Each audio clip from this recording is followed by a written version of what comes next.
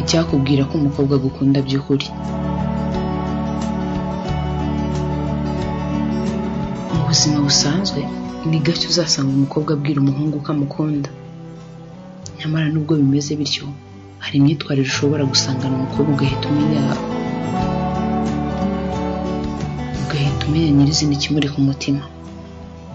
Umukobwa nagukorera ibintu bitanu akwitwaraho muri ubu buryo bukurikira, ntuziri gushidikanya ku kibimutera. Azaba agukunda ariko yarabuze aho abihera bikubwira.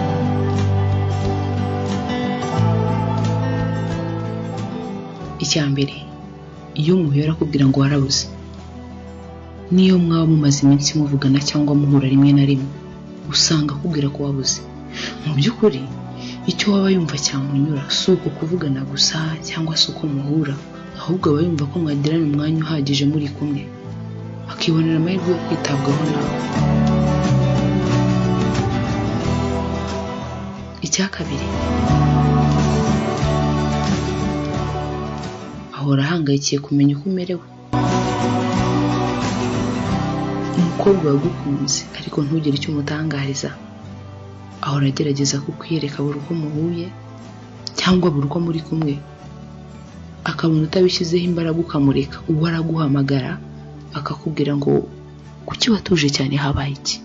Mu by'ukuri rero aba yumva wamuganiriza buri gihe kandi ukamwitaho. Icya gatatu kizamukubwira, kukubwira ko bagutwaye cyangwa se ufite indi nshuti.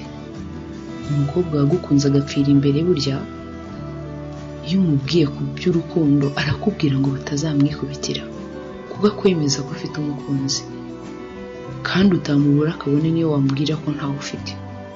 Aha aba ashaka kukumvisha ko kubw'imiterere yawe n'igikundiro ufite bitatuma ubaho nta nshuti ufite, kandi atari we wenyine ubibona atyo.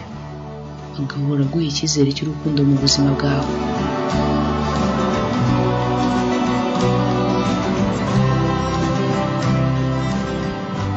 Icya kane kizamukubwira, akubaza utubazo tujyanye n'urukundo buri gihe.